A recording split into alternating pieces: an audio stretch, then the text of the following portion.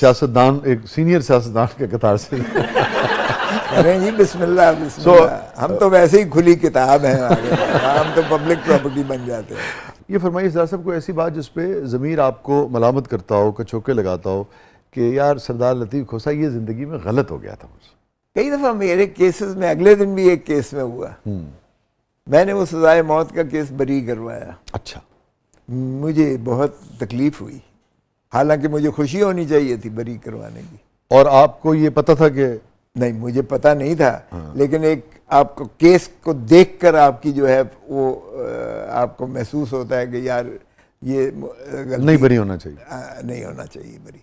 अब एक शख्स जो है वो सऊदी अरब में काम करता है, उसकी बीवी जो है पीछे होती है, वो कोई दोस्त की कर लेती है, वो वापस आ जाता है, वो बीच में से प्रेग्नेंट होती है और उसको जो है उसी को ट्रेस होता है, फिर वो बिल्कुल स्वाब्स और वैजिनल स्वाब से डीएनए टेस्ट उसका मुताबिकत कर जाता है। देखा भी है, इकबाल जुर्म भी है, लेकिन टेक्निकल बुनियाद पर मैंने बरी तो करवा दिया।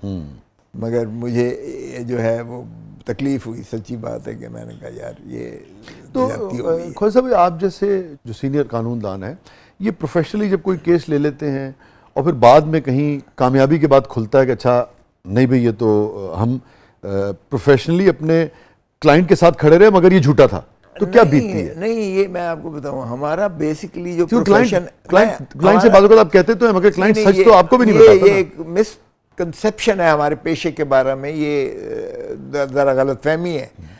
हमारा पेशा ये नहीं है कि हमने जाके मौके पर कोई उसकी जो है जुस्तजू करनी है, कोई उसकी जाके वो छानबीन करनी है कि ये सही है तो नहीं है जी। आप हमारा काम, एक मिसल हमें थमा दी जाती है, फाइल हमारे पास आ जाती है, हम उसको कानून के कसवटी पर परखते हैं और हम कहते हैं ये काबिल एतकाल शहादत नहीं है, ये इनएडमिसिबल एविडेंस है। मसलन अगर डीएनए टेस्ट है या आपका फोरेंसिक साइंस लैब का टेस्ट है तो हम कहते हैं कि ये प्रूवन नहीं है। अब इसी तरह आपकी जो है कॉन्वर्सेशन है, आप जो है डिजिटल कॉन्वर्सेशन जो है उसके सबूत साबित करने के लिए उसके क्राइटेरिया हैं, अगरचे वो मॉडर्न डिवाइस से जितनी भी शवाहिद इकट्ठे किए जाएं, आर्टिकल 164 में वो कानून शहादत के काबिल इत्काल शहादत हैं, लेकिन उसका क्राइटेरिया होता है कि इसको साबित कैसे करना है। वो उस क्राइटेरिया पर चूंकि नाअहल है हमारी पुलिस, उनको टेक्निकल जो है एजुकेशन नहीं है, तो वो कोई ना कोई ऐसी खामी छोड़ जाते हैं जिसको हम एक्सप्लॉइट करके हम कहते हैं। और वो अदालत चूंकि कानून की पाबंद है, अदालत के ये नहीं कह सकती है कि मैं सब्जी खरीद रहा था मेरे सामने कत्ल हुआ है जी, मतलब तो क्या हो जाएगा ना उसका। हाँ, वो क्या अब शहादत जो है वो मिसल पर जो बात ही है। अच्छा, हमें गट फीलिंग, अब ये मजबूरी है हमारी गट फीलिंग अपनी जगह पर, लेकिन हमारा कानूनी पेशे का तकाजा ये होता है कि हमने उस मिसल की बुनियाद पर ये साबित करना होता है। अगर हम मुस्तगीज की तरफ से, अब कल मैं मुस्तगीज की तरफ से था सुप्रीम कोर्ट में, तो मैंने कहा कि जनाब हमने तो कुछ ज्यादा ही मुल्जिम को अपना चहीता कानून का जो है फर्जंद करार दे दिया है, फेवरेट चाइल्ड ऑफ लॉ, हमने तो ज्यादा नहीं दे दिया उसको। इस बच्चे, इस बेटे का, इसका बंदे का, मुद्दई का, इसका एक ही बेटा था और वो जो है देखें कि अपना प्राइम यूथ में उसको जो है मार दिया गया है।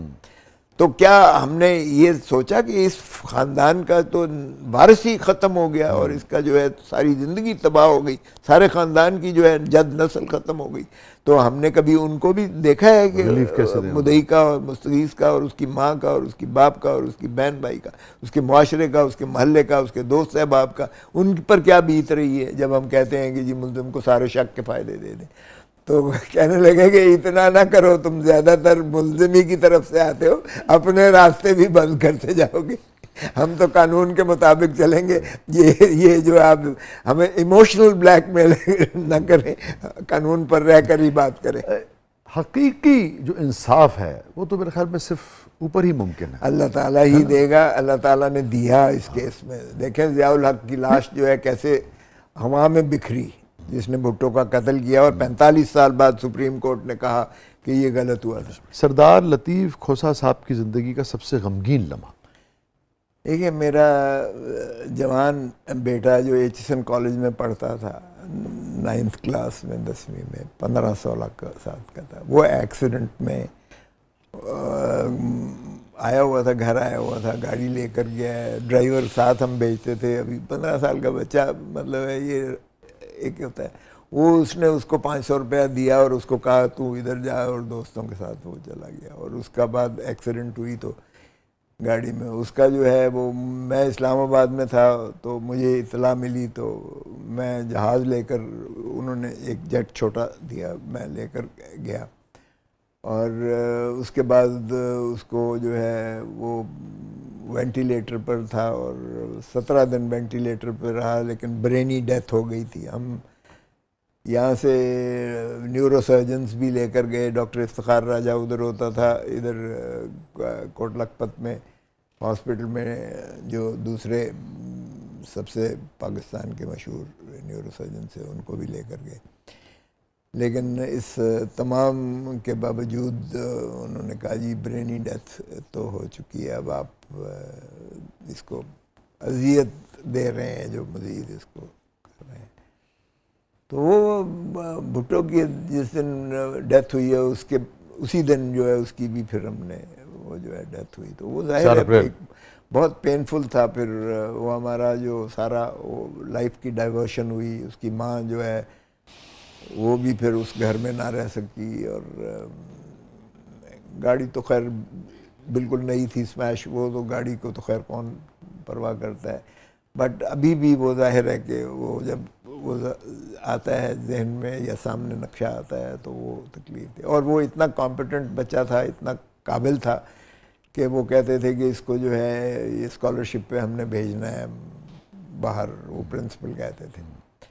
इसलिए नहीं कि मेरी असर की वजह से, बल्कि वो खुद आपके बड़े साहबजादे भी अपने कॉम्पिटेंस था, तो वो अनफॉर्चुनेटली उसकी वो एक जाहिर है कि बाहर का अब वो it's very difficult and painful के उसको, but life has to go on and one should move on and I have moved on. Allah ताला आपको सब्र जमील अता फरमाए। और वो तो बच्चा था मगर फिर भी उसके दर्जात हर हवाले से बुलंद करे, आपकी फैमिली को इस दुख को सहने का हौसला दे।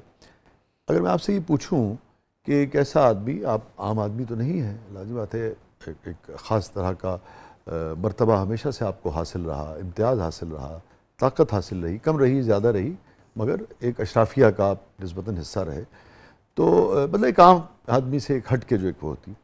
मगर कितनी सरदार लतीफ़ खोसा साहब की ज़िंदगी इस वाक़े के बाद बदली है, कितना चेंज आपने महसूस किया ज़िंदगी को देखने में, समझने में, बरतने में? नहीं, मुझे यही एहसास हुआ और वो आज तक कायम व दायम है कि ये ज़िंदगी बड़ी आर्जी है। इसलिए